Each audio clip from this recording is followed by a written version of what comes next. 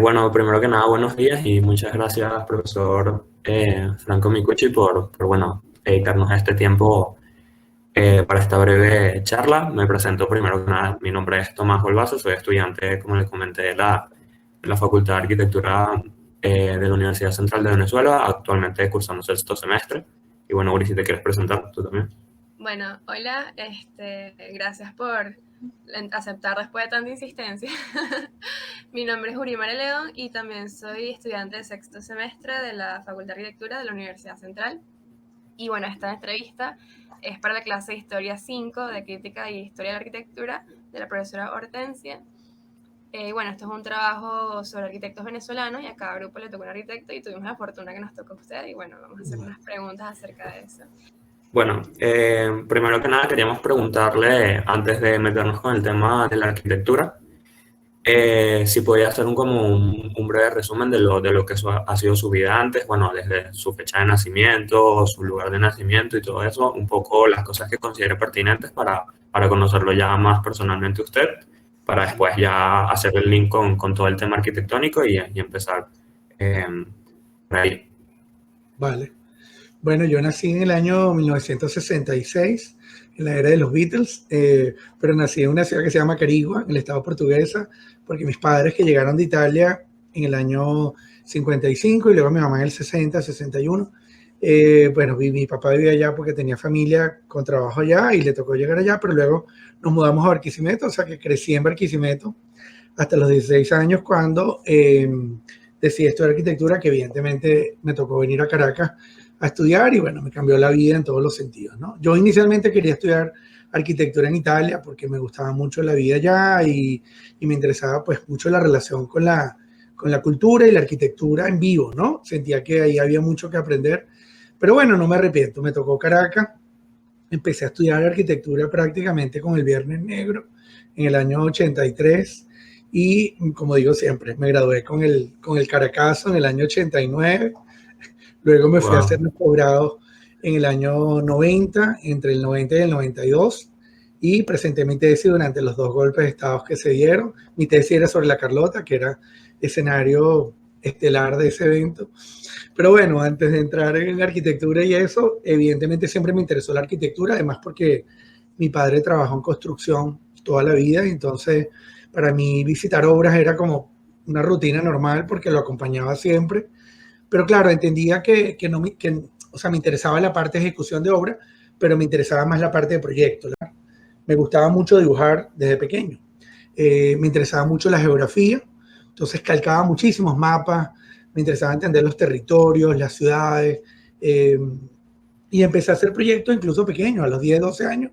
Yo empecé a hacer proyectos imaginarios de edificios y casas que nadie me pedía, pero un poco mezclando las cosas que veía en obra, con los planos, entonces hacía mi propia fantasía de lo que significaba diseñar.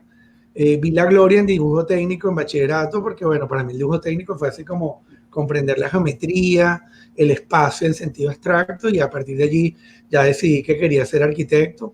Fui al estadio de fútbol en la Universidad Central, el Estadio Olímpico. Yo no estaba pendiente del juego, sino del escenario, ver esa relación de ese edificio con la ciudad que estaba alrededor, y decía, esto aquí hay algo, y no entendía muy bien qué era, ¿no?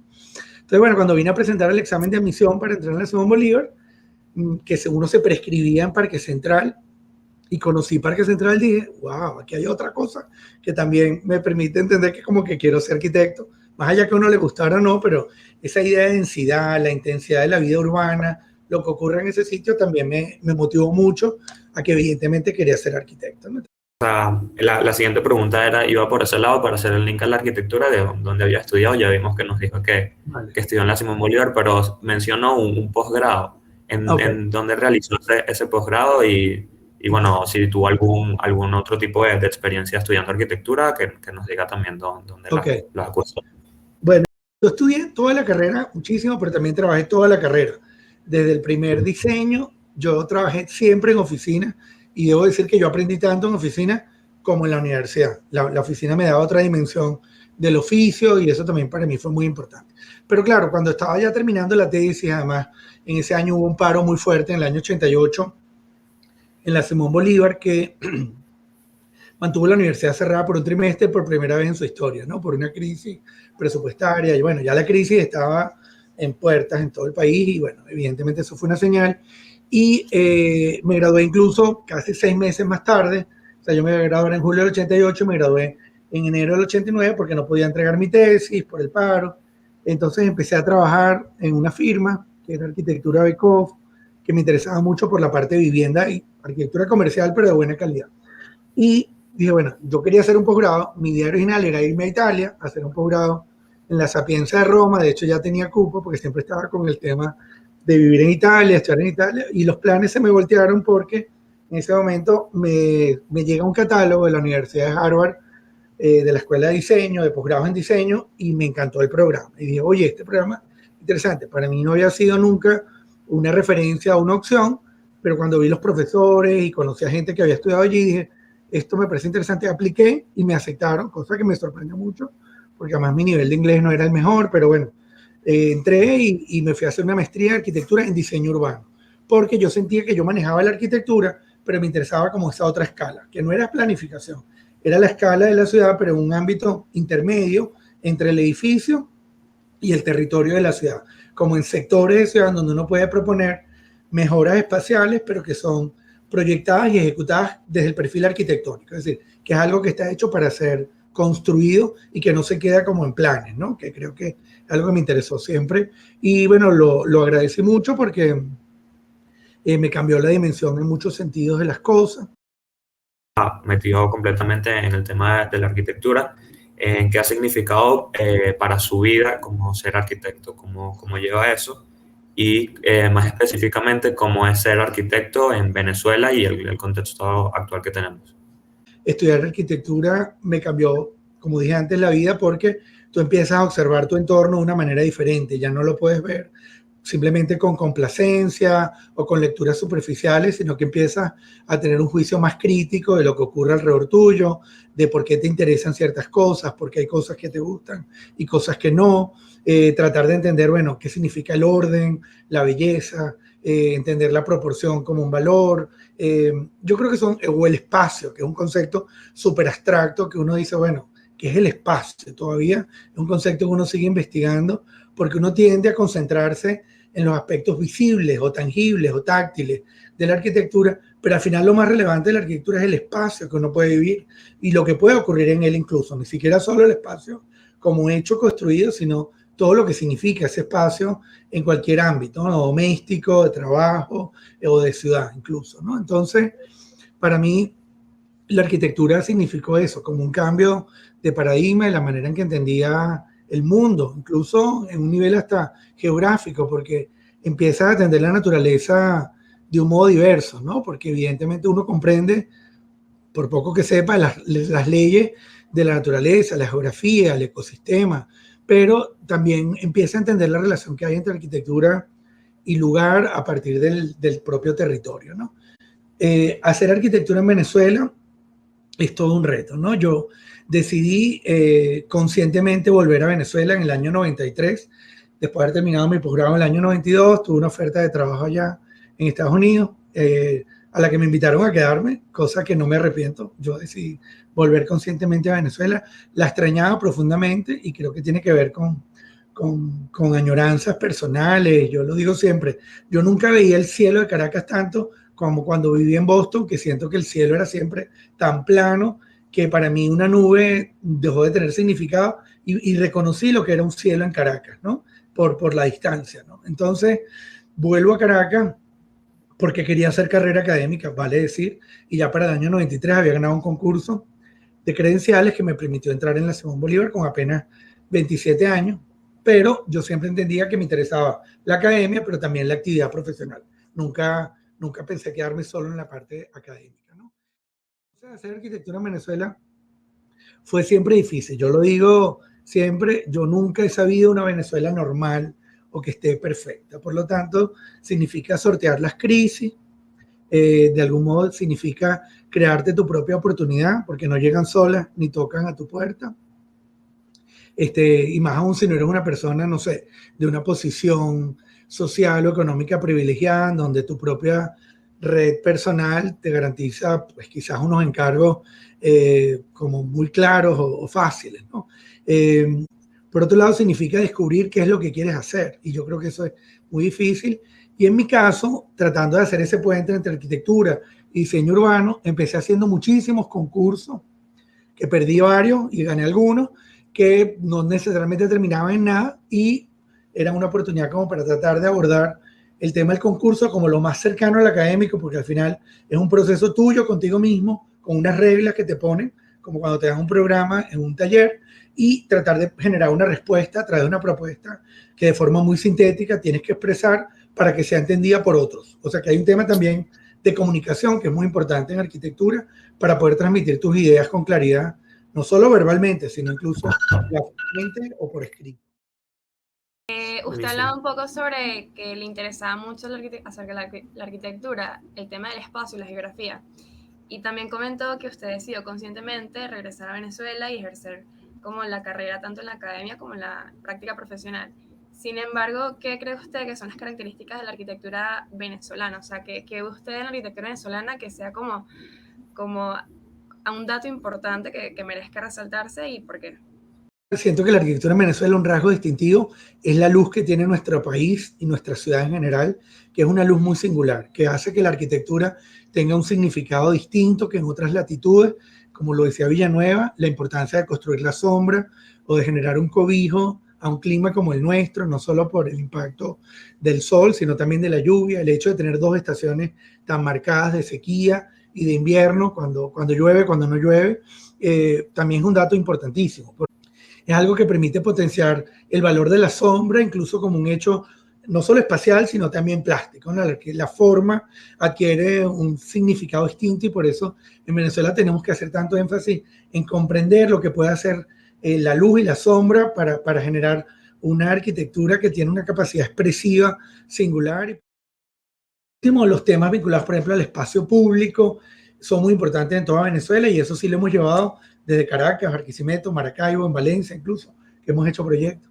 Porque el tema del espacio público, como lo digo siempre en las charlas, es una deuda que tienen nuestras ciudades, que fueron planificadas por ingenieros viales que hicieron las vías, urbanistas que definieron la zonificación de las ciudades o los usos que podían tener y las variables urbanas, y los arquitectos que hacían los edificios. Pero los espacios públicos siempre quedaron, es como una ciencia no atendida. Incluso cuando se hacía un espacio público como un parque, era entendido como un objeto, porque era un lugar que era un destino para ir a recrearse o a encontrarse con la naturaleza, pero no necesariamente era un lugar público, es decir, un lugar abierto de tránsito donde tú libremente puedes disfrutar o atravesar, ¿no? Como parte de una experiencia urbana, ¿no? Entonces, evidentemente, ya para el momento que yo empecé a hacer arquitectura, hemos avanzado mucho, ya había ocurrido Sabana Grande y otra cantidad de cosas en la ciudad, pero es un tema que a mí, por ejemplo, me apasiona mucho y me llevó a hacer arquitectura pública. Bueno, la siguiente pregunta, que también creo que se puede relacionar un poco con el tema de hacer arquitectura aquí en Venezuela, y es cómo se relaciona o cómo ha llevado usted el tema de el cambio en las tecnologías de construcción y representación arquitectónica, y también un poco los nuevos paradigmas que se han generado, como la arquitectura sostenible, cómo lo ha relacionado usted con su obra. Y cómo cree que se relaciona también, bueno, siempre teniendo en cuenta el contexto actual y bueno, de Venezuela. Yo dibujé a mano toda mi carrera. Ya al final empezó a aparecer el AutoCAD, pero lo empecé a explorar en la oficina, pero luego me fui a hacer posgrado. En el posgrado yo sentí que muchos estudiantes latinos todos iban a los cursos de representación 3D y tal, y yo decía, a mí eso no es, yo no voy a gastar esta plata, yo quiero entender más como la teoría, lo que está pasando detrás, y no es que la tecnología, al menos de la representación, no fuera importante. Yo siempre la entendí como un medio necesario, y quizás luego tuve la fortuna de que todos mis proyectos han sido desarrollados en colectivo, o sea, no los hago yo solo, ni siquiera en la casa más chiquita o el proyecto más minúsculo. Por lo tanto, uno tiene la oportunidad de trabajar en equipo, y como director de orquesta te toca entender, bueno, cuál es el rol de cada quien.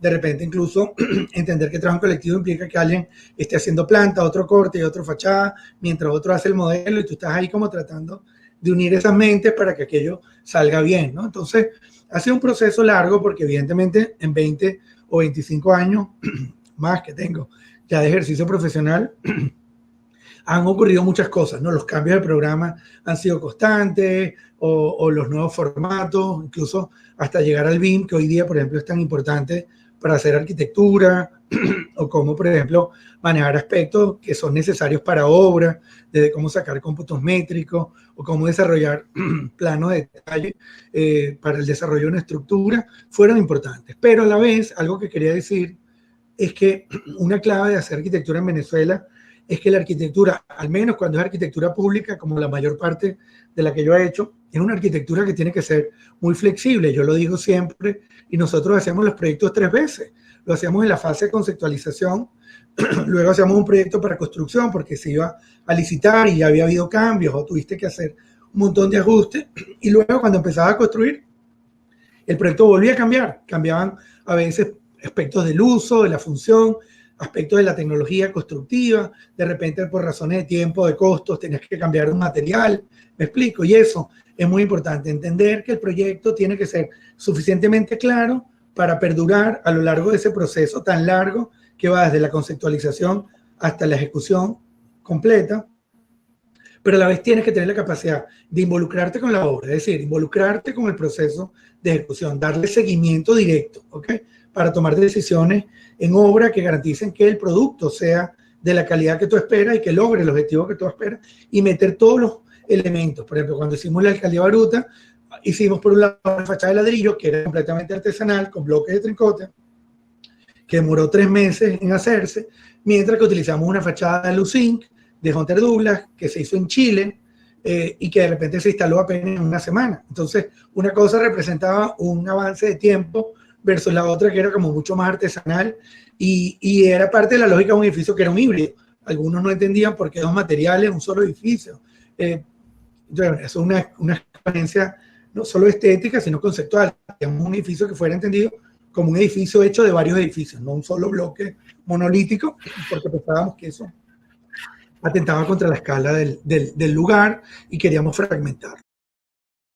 Creo que la tecnología es clave, desde cómo se construye, cómo se utiliza, por ejemplo, el concreto, el metal o los distintos materiales.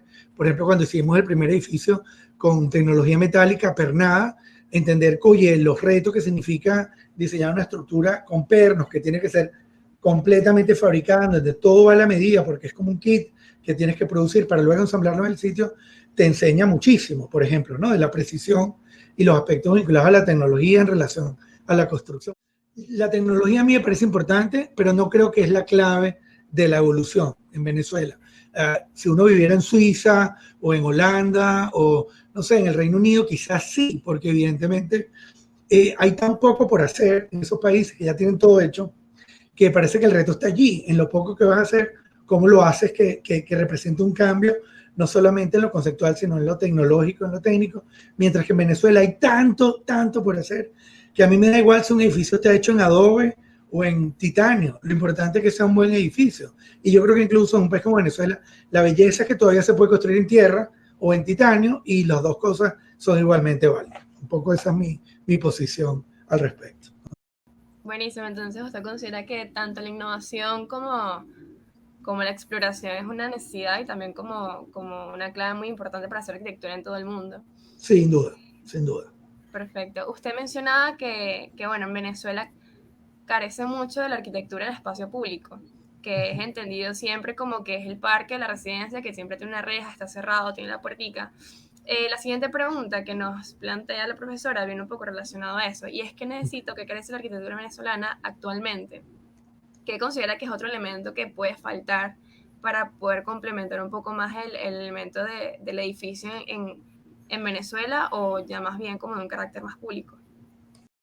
Y lo público es todo, desde la calle frente a tu casa, tu edificio, ya es un espacio público. Cómo la conducta de un edificio se aproxima a él, cómo es la fachada, cómo es el frente, cómo es el acceso, ya eso es un gran aporte a la ciudad. Si uno como arquitecto, cuando va a hacer una casa o un edificio, hace o produce una relación amable con ese frente, ya tienes la vida ganada, porque si todos los arquitectos hacemos eso, la ciudad por supuesto va a cambiar y va a ser mejor, y porque la suma de muchas voluntades chiquitas hace un gran conjunto. La idea de trabajar en conjunto es un reto, en el caso de Venezuela, que quizás por distintos motivos que no voy a desarrollar, ha tendido a ser una sociedad más individualista, donde cada quien se ha ido encerrando a resolver su propio problema y no hemos entendido que si no trabajamos en colectivo, en sociedad, no tenemos éxito, no solo como arquitectos, sino como país, porque no podemos entender los problemas de todos. En ese sentido, para mí el tema del espacio público va desde los barrios, por ejemplo, que son de los espacios más importantes y potencialmente más relevantes de nuestras ciudades, porque albergan más de la mitad de la población, independientemente de la magnitud del territorio. En el caso de Caracas, es apenas el 25% del suelo, pero hay ciudades como Maracaibo, Barquisimeto, Valencia, donde pueden llegar a ocupar más de la mitad del área geográfica de la ciudad. Por lo tanto, necesitamos arquitectos que sean capaces de meterse en un barrio, pero no hacer caridad o hacer trabajo social, sino hacer proyectos fuertes, proyectos importantes que transformen la calidad de vida desde el espacio público, el equipamiento urbano, cómo generar escuelas, campos deportivos, centros culturales, tan buenos como los que tiene la ciudad llamada planificada, que debería tener también la ciudad de crecimiento espontáneo. Y eso lo digo porque es una deuda pendiente. Se han hecho algunos, muy pocos esfuerzos de proyectos, de estudios, muy pocas obras en temas de barrios en Venezuela, y creo que es un reto de los arquitectos del siglo XXI. Siempre he dicho que los barrios merecen la mejor arquitectura posible, con los mejores materiales, pero también tenemos que atender otros campos de proyectos que para mí son muy importantes, como el reciclaje de los edificios modernos de gran valor arquitectónico que estamos perdiendo, bien sea porque son muy mal remodelados o porque no se actualizan a las nuevas necesidades del tiempo y que requieren de ser atendidos. Es decir, no siempre hay que hacer arquitectura nueva para hacer arquitectura. Es decir, uno puede hacer buena arquitectura reciclando y mejorando un edificio en sus valores, pero transformando su espacio interior, actualizando su tecnología, mejorando su distribución en planta, mientras no se altere la fachada. Es decir, se puede hacer mucho en ese sentido. El proyecto pequeño, el proyecto quirúrgico de intervención, creo que es clave. Y por supuesto el equipamiento urbano, que es buena parte de lo que yo he venido haciendo, porque, digamos, Venezuela tuvo un periodo glorioso en los 50, 60 de arquitectura pública, escuelas, vivienda social. Lamentablemente la democracia ya a partir de los 70 y el boom petrolero económico se concentró en el desarrollo privado y empezamos a dejar de lado un poquito las escuelas que se convirtieron en prototipos, igual que los hospitales y muchos otros proyectos urbanos que son necesarios porque son la síntesis de la identidad de la ciudad. Es decir, una escuela, un vecindario es el corazón, es el alma de ese sector y tiene que ser también una arquitectura de primera. Pero yo creo que el espacio público lo importante es el sistema de relaciones o las conductas que podemos adoptar los individuos en la medida que usamos el espacio público para transitar, para permanecer, para relacionarnos. En ese sentido, el espacio público es el proyecto más grande que tiene la ciudad porque geográficamente ocupa mayor extensión de territorio. Y eso parece una tontería, pero cuando uno calcula que más de la mitad de la ciudad es vacío, es decir, es espacio, bueno, y tenemos el proyecto más grande y más importante en donde hay más trabajo por hacer, ¿no? Y ciudades como Barcelona, España, como otras tantas, han hecho unos esfuerzos gigantescos en construir, por ejemplo, bueno, modelos o réplicas de espacios exitosos. La Rambla de Barcelona, que es la famosa vía peatonal principal de Barcelona, por donde entran todos los turistas y llegan a la Plaza de Colón, es así como el ícono de esa ciudad. Bueno, ¿qué ha hecho Barcelona? Lo ha repetido en cada barrio, en cada urbanización. Tiene una Rambla equivalente a la Rambla principal de la ciudad, pero es que es de carácter vecinal. Entonces yo digo siempre, ¿qué pasa si cada urbanización o barrio de Caracas tiene su bulevar de Sabana Grande a su propia escala? ¿Por qué no replicar experiencias que han sido exitosas en nuestra ciudad, que se vinculan, por supuesto, con los sistemas de movilidad o de transporte masivo, como el metro o el transporte público, para hacer a la ciudad una ciudad más amable, más peatonal, más caminable, de mayor reconocimiento entre las personas, de mayor cercanía entre los individuos, entre las familias? Mira, yo creo que ese es el proyecto más importante de todo desde el punto de vista político y social, que es poner al individuo en el centro de la discusión, es decir, al ser humano como el eje del proyecto de arquitectura, que es la ciudad. Todavía hay muchísimo por hacer. ¿Cómo hacer, por ejemplo, el Boulevard del Cafetal verdaderamente un boulevard? Un espacio que está allí, que se le puso acera, bancos y árboles, pero no funciona. Algo pasa para que ese espacio no funcione. Entonces, eso es un proyecto que a lo mejor requiere inversión cero. Fíjate que lo interesante, y ahí yo creo que lo más importante es cómo hacer una arquitectura táctica, inteligente, de lo intangible. ¿Cómo logro hacer que una pieza cambie para que lo que ya existe funcione y se utilice en mayor grado? Por ejemplo, lo loco con el Boulevard del Cafetal, hacen un mercado en la calle, en un canal de circulación del otro lado de la vía, cuando el boulevard está de este lado y podría perfectamente tener esos camiones pegados a la acera para que la gente compre sus verduras y sus lechosas y le das vida al bulevar. Entonces, pensar en esas cosas que casi, insisto, son de inversión cero. Es convencer a una alcaldía dónde poner los camiones, cómo hacerlo mejor, que la gente salga de su edificio, que esos muros antipáticos que tienen los edificios sean unos muros más amables, quizás con galerías o con comercio, incluso algún día en planta baja, que le hagan ese edificio más productivo y que no se muera de hambre la pobre gente que vive allí, sino que tenga un emprendimiento en su planta baja que le permita pagar cómo arreglar el ascensor, cómo mantener la fachada. Entender que la productividad es un factor de la ciudad es un tema de espacio público, así como la movilidad o la sostenibilidad entendida como un problema urbano. Adentrado en el tema de la política, usted comentaba sobre cómo, cómo la política puede ser un factor fundamental también para esa ejecución de obras. Ahora, aquí viene una pregunta un poco como viendo las dos caras de esa posición. Que si cree que la arquitectura es un instrumento promocional para la política, o la arquitectura necesita de ese apoyo como político para poder ser logrado. O sea, que si los arquitectos deben tener ese instrumento por ahí para poder lograr cambios efectivos en la ciudad. Y bueno, si una cosa cree que debe ser indispensable de la otra. Lo digo, bueno, porque evidentemente la ciudad es un hecho político en sí mismo. Político, bueno, y de hecho el término polis de allí viene, ¿no? El término política, y tiene que ver con la condición de la ciudad como un espacio de intercambio de bienes al principio y servicios y talentos y capacidades, pero también, por supuesto, de personas, lo cual condujo a la generación de unos sistemas institucionales, una estructura jurídica para la convivencia, ¿no? Y eso fue, bueno, el Estado como máximo de la civilización en los periodos clásicos de la antigua Grecia o la Roma clásica, que obligaron a la sociedad a tener estructuras políticas. ¿Qué significaba un senado? ¿Para qué servía? ¿O qué es un capitolio? ¿O qué significa una ordenanza? ¿Para qué tiene una ciudad una ordenanza? Es decir, es tan antiguo que deberíamos ser unos expertos en esa materia, y para nada es el caso. Todavía estamos en pañales. Creo que es un proceso como recurrente y constante de revisión, en donde los arquitectos tenemos un rol muy importante que hacer. Evidentemente, hay que decir que, por ejemplo, la planificación urbana, que es un campo que nos arropa a todos y que compete a otros profesionales tan importantes como los arquitectos, es básica, ¿no? ¿Por qué? Porque ya, claro, no podemos depender de que la gente hace ciudad como se hacía antes, que tú ibas emulando a tu vecino al lado. Bueno, si él lo hacía en piedra, bueno, es porque la piedra es lo que se consigue, lo hago en piedra. O si la fachada la hizo más o menos hasta el borde de la calle, yo la hago hasta el borde de la calle. Si ocupé hasta el pegado a mi vecino, porque o sea, había una arquitectura que está basada en la lógica empírica de lo que la ciudad iba construyendo, pero eso requiere como una profundización de esos códigos para tener cada vez mejor código urbano y que la ciudad sea cada vez más avanzada, mejor que la anterior, no peor. Y no siempre tenemos éxito. Yo voy a dar un ejemplo que es antipático, pero me toca mencionarlo, que es la transformación urbana que ha vivido un sector como Las Mercedes en Caracas, en donde se da un desperdicio de oportunidad gigantesco, con una ordenanza para mí completamente equivocada, que desconoce la preexistencia, tanto que se tumban todos los edificios a valor y se ocupan con edificios nuevos y quedan los edificios malos de la urbanización, por un lado. Una ordenanza que prevé sobre todo el estacionamiento como un problema de accesibilidad, cuando es una zona que va a tener 2 estaciones de metro prácticamente su adyacencia, o sea que podría ser Sabana Grande del futuro, que está a menos de 1 kilómetro de Sabana Grande de distancia.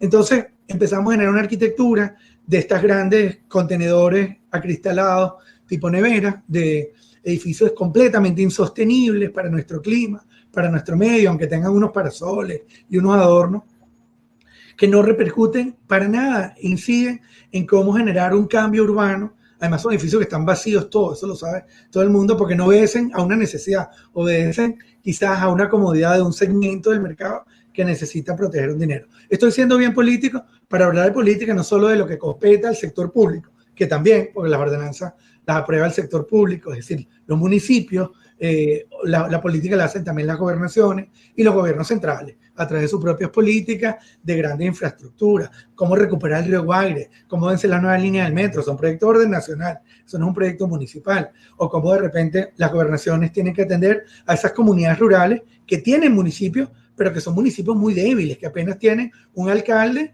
y no llegan a tener ni siquiera un ingeniero municipal, donde hay que fortalecer el talento, es decir, cómo hacer que un arquitecto que no existe en esos pueblos se pueda convertir a partir de un curso muy corto en donde Urimare de repente entrena a una persona que tiene un mínimo de talento para decir, mira, ¿cómo podemos ordenar este pueblo? Y darle los instrumentos para que esa persona se convierta en el ingeniero municipal del pueblo, que no controle en el sentido castrador del término, sino que sea orientador de cómo seguimos haciendo las cosas mejor para que no dañemos nuestras ciudades y tengamos cada vez mejores lugares para vivir. Esto que los arquitectos también podemos hacer política, que no es partidismo, es política para todos los que hacen vida en la ciudad, sea cual sea el color político que ellos tengan. Y eso creo que es muy importante. La siguiente pregunta también se relaciona muchísimo con eso, y es cómo ha sido la relación del arquitecto en todo el tema político. Vemos que menciona como la relación ideal que debería ser de la política con el arquitecto, que dice que un político siempre debería tener un arquitecto cerca. ¿Cómo es eso actualmente en este contexto?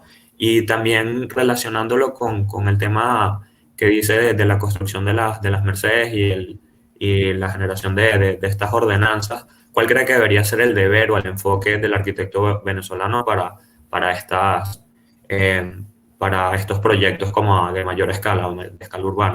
Creo que la ciudad no se construye desde la mente de un genio, sino de un colectivo de personas que cada uno en su propio punto de vista siempre va a generar una mejor idea de lo que es la ciudad, que por más talentoso que sea el genio. Tiene que haber genios, pero tiene que haber equipos. Por eso tenemos que tener la disposición de trabajar en colectivo con urbanistas, ingenieros, abogados, sociólogos, que sean capaces de producir planes y mejores estructuras de ordenamiento de la ciudad. Eso requiere también de una claridad política, es decir, municipios que se pongan de acuerdo, gobernaciones con alcaldías, gobernaciones con gobierno central, para que hayan planes de distintas escalas, llegando siempre a la que yo creo que es la más importante, que es la escala municipal. Y yo sí siento, para ser positivo, que se han logrado cosas muy interesantes a nivel municipal en Venezuela, en particular municipios, por supuesto, privilegiados, como Chacao, como Baruta, como Sucre, incluso Libertador, han tenido experiencia en los últimos 20 años, yo creo que muy relevante, de cómo hacer arquitectura desde lo público, desde lo municipal, no solamente porque tuvieron los recursos para hacerlo, sino porque hubo gente de capacidad técnica que metían los cargos políticos, ¿no? Que uno diría, bueno, es que para el cargo público tiene que ir el estudiante menos prodigioso de la universidad. No, es lo contrario. Tienes que llevar al mejor estudiante a ese cargo para que pueda poner todo su talento a servicio del municipio y poder producir esos planes que necesita la ciudad para decir dónde van esas escuelas, dónde podemos hacer esos bulevares y parques que hablaba antes, cómo un mercado le cambia la vida a la gente, cómo una ordenanza que tiene que cambiar para mejorar la densidad de un sitio puede ser algo mucho más razonable que un cambio abrupto que es derivado de la genialidad de un arquitecto que de repente puede tener una buena idea, pero que no la ha sometido a prueba o al examen del conjunto público, que por eso para uno va a la universidad. ¿Por qué? Porque uno no estudia arquitectura solito, encerrado en un laboratorio con un profesor encima. Uno estudia en colectivo y ve lo que hacen los otros y discute y opina y aprende de tu trabajo, pero también del trabajo de otros. Eso también hay que aplicarlo a la ciudad, convertir a la ciudad en un laboratorio en donde todos los talentos, buenos, malos, regulares, de una tendencia o de otra, se unen para producir ideas, y eso ya ha ocurrido. Lo que pasa es que quizás no hemos, digamos, prosperado en llevarlo a la práctica. Entonces, la ciudad tiene que evolucionar y tiene que cambiar constantemente, y los arquitectos tenemos que trabajar para hacer ello posible, desde lo que sea, como dije antes, desde diseñar un banco o diseñar una parada de bicicletas hasta el edificio más grande e importante que pueda necesitar una ciudad, que creo que siguen siendo todos proyectos, o una estación de metro. Caracas tiene unas estaciones de metro que son unas maravillas, diseñadas por Max Pedemonte y su equipo,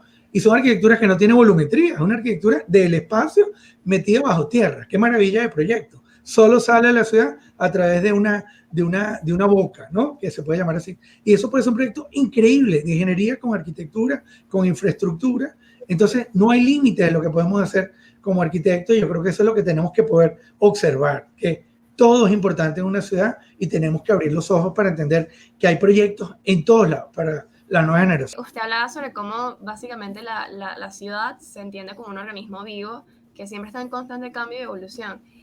Sin embargo, como bien lo mencionaba, hubo una época donde Venezuela, por todos estos cambios políticos y económicos, llegó a tener muchas obras y proyectos que lo que hoy en día es como conocemos la herencia de esa época. Sin embargo, cuando uno ve en la facultad que le enseñan sobre todas esas obras construidas y la época de Villanueva, hay un precedente muy importante, un antecedente sobre la arquitectura venezolana y lo importante que es, y también cómo ella puede ser referente para el mundo. Sin embargo, se cree que esa arquitectura no es muy reconocida. Esta pregunta va sobre cómo esa arquitectura o cómo el talento venezolano puede darse a conocer y de quién puede ser esa tarea. Yo creo que en Venezuela se hizo buena arquitectura siempre. Hay de todos los periodos, pero sí hemos hecho un pésimo trabajo divulgando nuestra arquitectura, reconociendo sus valores, y no solo divulgar la arquitectura entre los arquitectos, sino divulgando la arquitectura en la sociedad, que creo que es una función más importante que a veces formar a los propios arquitectos. ¿Por qué motivo? ¿Por qué digo esto?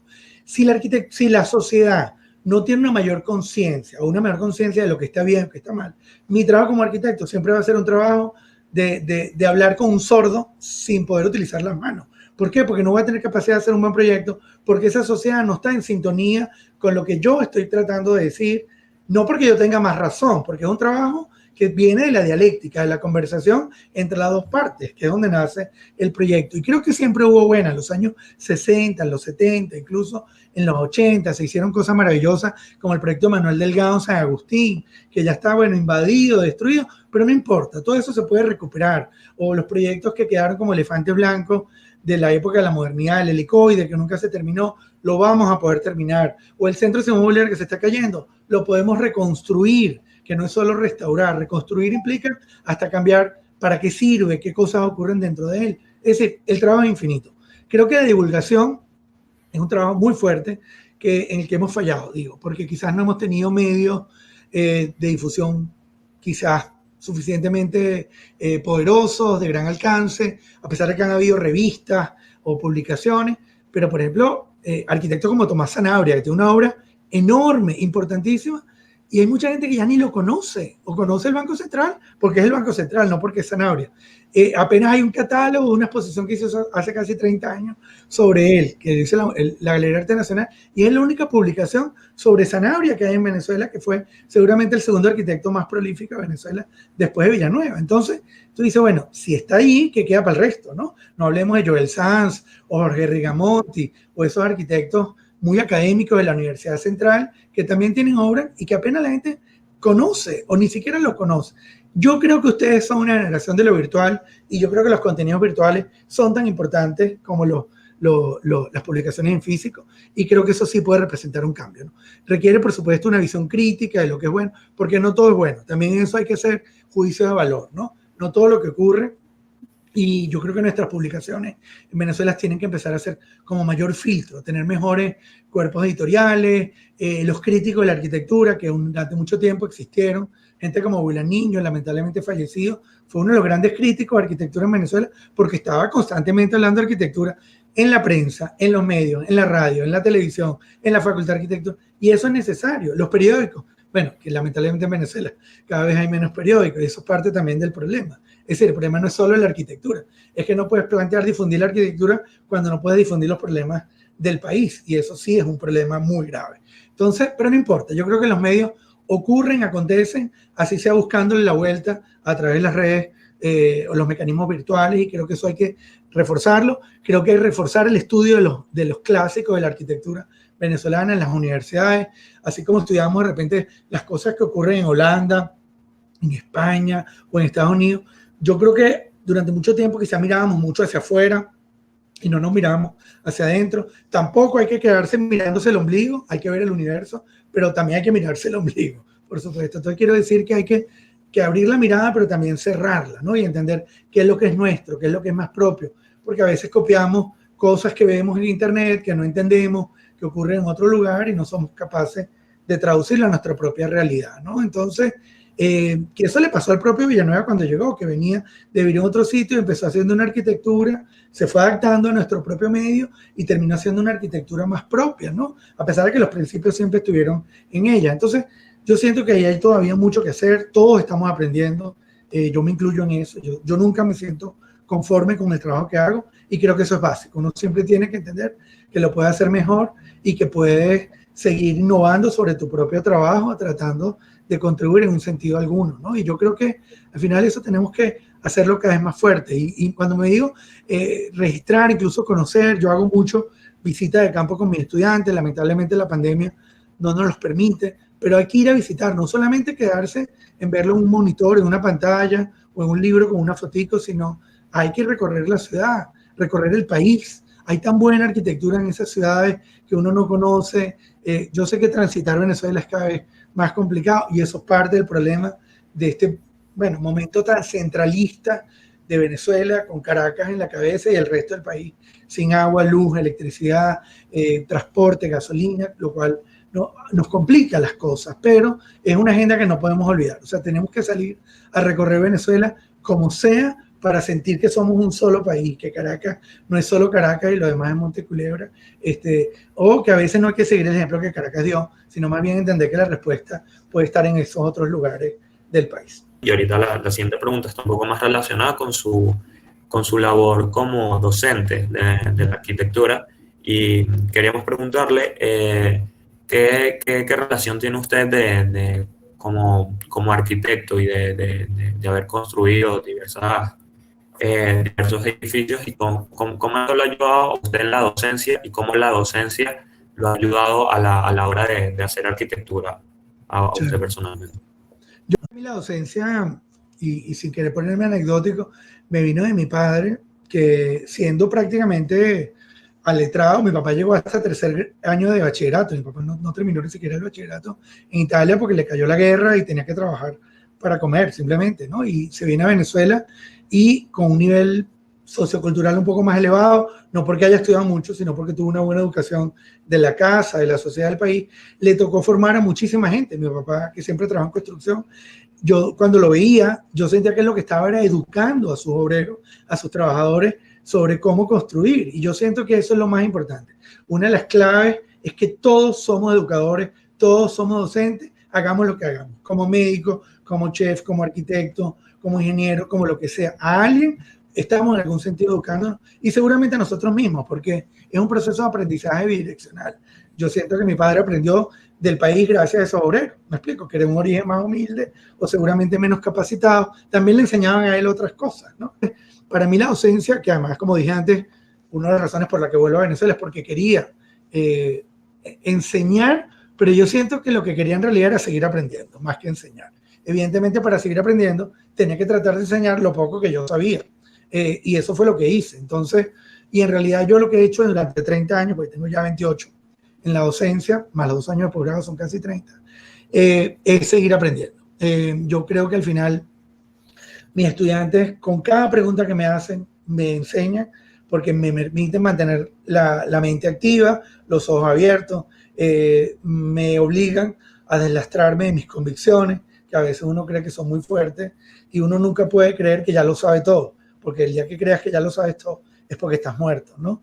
Y uno nunca tiene que perder esa curiosidad y esa capacidad de aprender, pero también hay que ser generoso para compartir. Entonces, sí, el arquitecto no puede trabajar como un ente aislado del entorno. El proyecto es una esponja que absorbe lo que el entorno hace, y yo siento que las experiencias de trabajo académico lo que te dan es esa visión de colectivo, de trabajo en grupo, que es algo que hacemos mucho, al menos en la Universidad Simón Bolívar, son proyectos en equipo, en trabajo en grupo, que obligan también a entender que, bueno, primero que nada, la arquitectura ya hoy día no se hace individualmente en ninguna parte, hay que trabajar en equipos, en oficinas, en instituciones, por lo tanto tienes que aprender a trabajar en equipo, porque si logras tener éxito convenciendo a otros que están cerca de ti, vas a tener éxito convenciendo a alguien que está mucho más lejos o más distante de ti, y eso es algo para lo que uno se tiene que entrenar, que cómo convencer a otro de tus convicciones, a la vez que te tienes que presentar como alguien abierto a seguir investigando, reconociendo. La investigación creo que es clave en la academia,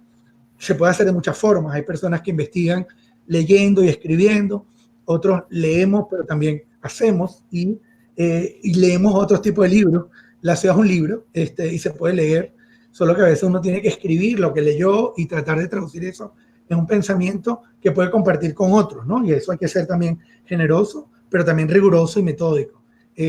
Los edificios también hablan, o sea, uno hace una obra y a uno le impresiona las interpretaciones que hace la gente de lo que uno hace, para bien o para mal, no siempre tienen que ser buenas, porque uno aprende mucho de la crítica también, y yo creo que en eso hay que ser como objetivo y entender que cuando uno sigue aprendiendo, uno sigue siendo estudiante, por lo tanto, incluso cuando crees que estás construyendo y por lo tanto estás convencido de lo que estás haciendo, tienes que dar un margen a la duda de que en algo te equivocaste, y eso es una revisión crítica que uno tiene que aprender a hacer con su propio trabajo siempre. Otra pregunta viene relacionada sobre usted, bueno, mencionábamos un poco acerca de esa arquitectura de Villanueva o Tomás Sanabria, que definitivamente dejó un legado en la ciudad y en Venezuela. Sin embargo, ¿usted cuál cree que son esos arquitectos de nuevas generaciones que han logrado dejar ese legado y merecen ese reconocimiento acerca de sus obras actualmente? Yo quisiera construir el árbol genealógico de Villanueva, entendiendo que Villanueva quizás fue el precursor de esa arquitectura que identificamos como venezolana, sin ser fetichista al respecto, pero es una arquitectura como que nos conecta a todos con la idea de ser arquitectura en un lugar como Caracas, pero que aplica a muchas otras, ¿no? Y entonces, en ese sentido, por eso mencioné a Sanabria, como podría haber mencionado a Martín Vega, José Miguel Galia, otros tantos arquitectos de esa época. Después brincaría bueno, incluso Tenreiro, Jesús en alguna medida, Jorge Castillo, arquitectos que construyeron mucho, incluso Oscar Tenreiro y otros tantos que son de una generación relativamente posterior, pero que también estuvo muy vinculada a la universidad, que creo que es importante, porque esa línea, ese árbol genealógico, se vincula mucho a la Universidad Central como, bueno, la casa más importante de estudios de arquitectura, sin duda alguna, aunque yo venga de una secundaria como la Simón Bolívar, no por eso inferior, sino distinta, ¿no? Entonces creo que hay una tercera generación que va acompañando ese periodo, que luego tuvo gente como Joel Sanz, Jorge Rigamonti, bueno, que estaban un poco a la par también de Tenreiro. O sea, en realidad lo voy como separando, pero en realidad es porque se va como disminuyendo en escala y quizás incluso en la cantidad de obra construida, lamentablemente, ¿no? Pero creo que uno, por ejemplo, no puede dejar de hablar de Joel Sanz y todos los profesores de la Unidad 9 de este momento, ¿me explico? O, por ejemplo, no puede hablar de Oscar Tenreiro sin hablar de Farruko Sesto y de los hermanos Pou, que son muy importantes en lo que ha ocurrido en la ciudad en los últimos tiempos, porque hay una escuela que fue el Taller Fermini, que fue un laboratorio de formación en arquitectura, que luego termina teniendo un impacto en una cantidad de proyectos que se hicieron en Ciudad Bolívar, pero también en Caracas, y que luego van derivando en otras cosas. O sea que uno le puede hacer un edificio, a una obra, así como arquitecto, su árbol genealógico. ¿Quiénes son tus papás o tus abuelos y quiénes son tus hijos o tus descendientes directos? Y yo creo que eso es clave, porque al final en la arquitectura tiene que haber una cosa que uno llama como un pase de testigo, de alguien que le va entregando una a la otra. Y a mí me parece eso maravilloso, porque además yo que no conocí mucho de esos arquitectos, porque no estudié en la Central, y yo aprendía de ellos, aunque no los conocía. A mí me tocó dibujar casas, Oscar Tenreiro, para una exposición La Casa como tema, que bueno, tuve el privilegio de tener a William Niño como profesor al final de mi carrera, y William Niño nos llevó a recorrer obras de 30 arquitectos en toda Caracas, casas, porque la exposición se llamaba La Casa como tema. Y creo que fue el mejor curso de arquitectura que tuve. Es decir, yo entendí lo que estudié durante 5 años y medio, lo entendí en ese trimestre, recorriendo casas con William Niño, porque vi la arquitectura en vivo, vi todo lo que había estado dibujando, tratando de estudiar, comprender qué hace uno en corte, qué ocurre con el espacio, cómo es la relación interior-exterior, viendo arquitectura. Y hay muy buena arquitectura en Venezuela, por eso no quiero nombrar a nadie en particular. Hay muchos anuarios de arquitectura, y yo creo que ocurrieron cosas importantísimas en el país. A mí me gusta hablar más de las obras que de los arquitectos. Yo creo que eso es una cosa que es distinto en arte que en arquitectura. En el arte, tú hablas de la obra de Cruz Diez, no vas a hablar de la esfera, aunque la esfera sea, perdón, de Soto, o tú hablas de la obra del artista. En arquitectura es distinto. Tú hablas de los edificios, que eso es muy importante, porque al final, en eso el arquitecto tiene que ser más humilde, porque la obra es de la sociedad. Tú la puedes haber creado, pero esa obra evoluciona con el entorno y la gente está en parte de ella como tú. Y eso creo que es parte del reto de ser arquitecto, sobre todo cuando es una arquitectura que se ve en la ciudad, ¿no? Pero también de la arquitectura a lo íntimo, porque también es una elección personal. O sea, una casa es un universo para una familia y ese es su nicho, su espacio. Yo creo que al final hay mucha arquitectura buena. Quizás los últimos tiempos nos ha tocado un periodo de sequía en arquitectura. Lamentablemente la arquitectura que se está haciendo en Venezuela en muchos casos son casas para familias privilegiadas de fortunas recientemente consolidadas, o arquitecturas como la de las Mercedes o Altamira, en donde fundamentalmente lo que estamos viendo son naves refrigeradas que aterrizan en la ciudad y que interesan a un cuerpo comercial que necesita ganar dinero, pero que no constituye un ejemplo masivo de cómo hacer ciudad, ¿no? Hay experiencias recientes de trabajo en barrios que creo que hay que valorar mucho, en muchas comunidades y con muchos arquitectos y colectivos que no son necesariamente todos arquitectos, pero que están haciendo también ciudadanos. Quería preguntarle acerca de eso, y creo que no habló de lo que sería un poco su generación de arquitectura. ¿Cree que va relacionado con lo que acaba de mencionar o cuál cree que ha sido el valor de su generación dentro de la arquitectura venezolana? Pero nuestra generación le dio un salto, yo lo digo siempre, de hecho, eso lo comentamos en un libro que se llama Arquitectura por Proceso, donde incluimos el trabajo de Alessandro Famiglietti, Roberto Castillo con Joao de Freitas, estaba un grupo más comercial como Moda Arquitectura, hay gente muy valiosa, Alejandro Borges, Henry Rueda, que hoy día vive en Estados Unidos, bueno, casi 8 de 10 están fuera del país, eso sí es lamentable, y eso sí es un signo, pero fue una generación que le tocó hacer un cambio, aprovechar quizás la bonanza económica del gobierno de Chávez en los años 2000, mediados de la década del 2000, donde evidentemente los precios del petróleo estaban por las nubes. Aunque hicimos poco país, había plata, los municipios tenían dinero, se hizo algo de obra pública en todos los municipios de Caracas y en algunos casos del país, se hicieron muchas obras privadas hasta cierto punto de cierta calidad, y creo que la diferencia entre esa generación, Alessandro Famiglietti y otros tantos, le tocó la oportunidad de embarrarse los pies. Es decir, bueno, ya basta de quedarnos en la arquitectura academicista, donde yo entrego los planos y bueno, que alguien lo construya, como pasaba quizás en los años 80, donde luego, bueno, como yo entregué los planos y no me lo construyeron, no, que es que el alcalde era malo y no entendió el proyecto y lo cambió. No, bueno, es una generación que le tocó meter los pies en el barro y pelear por el proyecto para salvarlo. O sea, yo lo dije más de una vez, yo trabajé con instituciones como PDVSA, y yo les dije más de una vez, a pesar de la situación política, que aunque ellos no me pagaran un bolívar, yo iba a seguir yendo a la obra, porque esa era una obra del Estado. Por lo tanto, yo tenía una responsabilidad no solo conmigo mismo, porque quería que mi obra quedara bien, sino con la sociedad venezolana, porque una obra construida con recursos públicos y que iba a heredar el Estado venezolano a través de una institución que eran ellos. Por lo tanto, yo no trabajaba ni para mi interlocutor, ni para su jefe de su jefe, ni para el jefe del de más arriba. Yo trabajo para el Estado venezolano. Y eso es importantísimo, porque creo que al final somos una generación, como otros tantos, que nos tocó hacer arquitectura en la ciudad, con menos espacio, por lo tanto empiezan a hacer piezas visibles.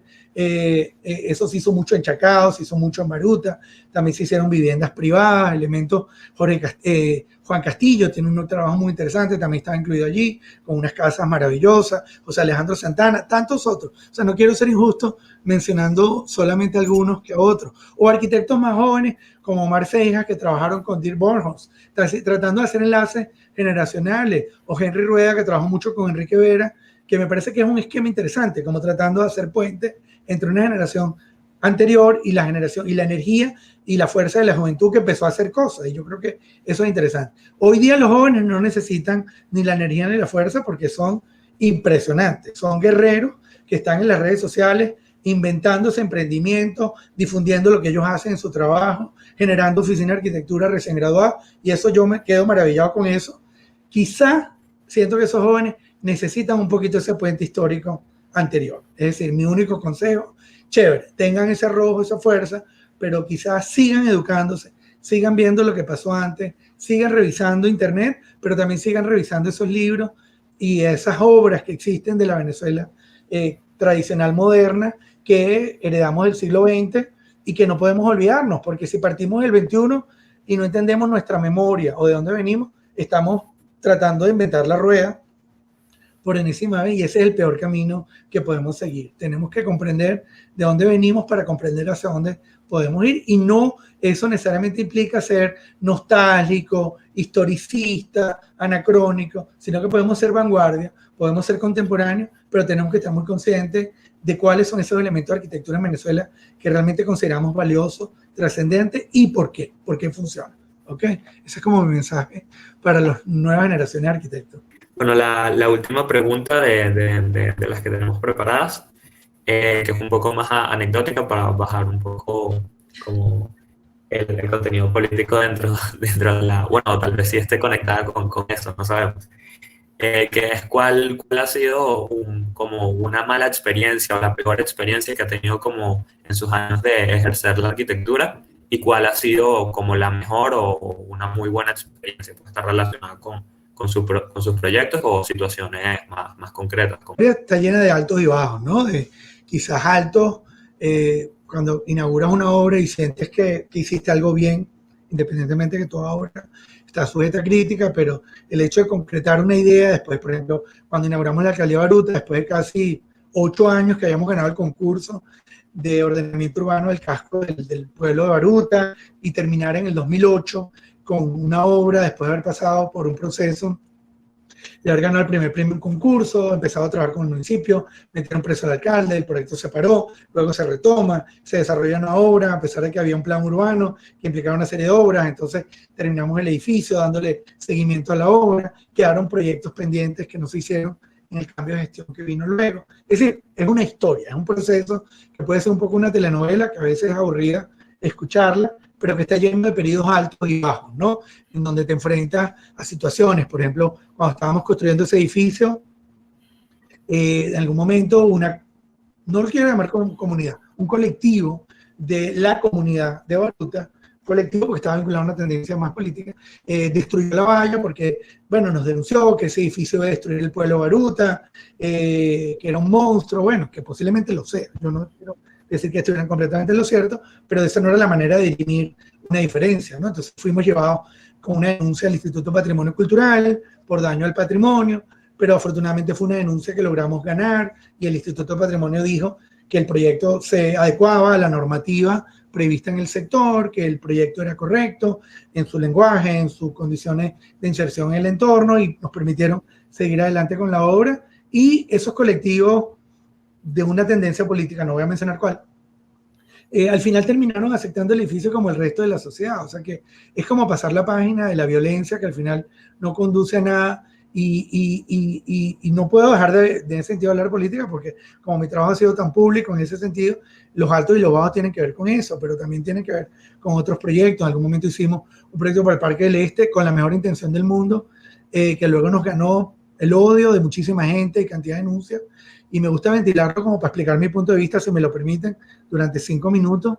Un proyecto que muestro poco, que tuvo que ver con que se quería, de alguna manera, se nos acerca la Fundación Francisco Miranda y que querían sustituir la réplica que existía de la nave Santa María en el Parque del Este por una réplica de la nave Leander que trajo Francisco Miranda con el inicio del proceso de independencia del país. Nosotros, un poco tratando de ser lo más objetivo posible, entendimos, bueno, que para ese momento, de los 30 años de historia o los 20 años de historia que tiene el Parque del Este, no recuerdo exactamente, en ese momento, 2/3 del tiempo había tenido el barco. Y nosotros decíamos que el barquito del Parque del Este, que además tenía postales y que todos habíamos ido al barquito del Este, era más importante el barquito como símbolo para los niños que el símbolo político que pudiera tener si era independentista, colonialista, lo que fuera. Y lo que dijimos, bueno, si va a haber barquito, lo que tiene que ponerse bien, no puedes lanzar ahí una cosa que se va a volver a podrir. Hicimos un proyecto que implicaba como un edificio subterráneo que permitía insertar esa nave dentro de ese espacio sin tener contacto con el agua, preservando el laguito en su condición más o menos original. Y bueno, por supuesto nos equivocamos, eso yo no lo voy a eludir. Cometimos errores, por supuesto, se cometieron errores en cómo se vendió, se transmitió la idea del proyecto, se politizó, por supuesto, como muchas cosas en Venezuela. En mi caso se me acusó de muchas cosas porque yo era un poco como el cuadro de Joselo, que lo ponían de un lado era un color político y el otro cuadro era el color político. O sea, me acusaban de oficialista opositor según conviniera porque trabajaba con ambos, porque al final yo, como dije antes, trabajo para el Estado venezolano, no trabajo para una parcialidad política. Y fue un proyecto, una experiencia que me dolió mucho y me costó, por eso que la quiero mencionar como para cerrar la entrevista, porque me atacó personalmente, se me agredió, se me insultó, hubo gente que me apoyó, por supuesto, como todo, pero aprendí mucho, crecí como ser humano, entendí que los errores son parte también de nuestro aprendizaje y nadie está exento de errores ni de los aprendizajes que derivan esos errores. Y creo que eso lo digo con la humildad que requiere y hasta como un acto de mea culpa en lo que me haya equivocado, en lo que haya quedado. Lo peor fue lo que ocurrió, que terminó ocurriendo nada. Entonces volvieron a poner el barco mal puesto en el laguito, se va a pudrir. Y algún día vendrá otro proyecto temporal que vendrá el barco que nos invadirá, no sé, dentro de 10 años y pondrán ese barco porque ese será, en fin, qué sé yo.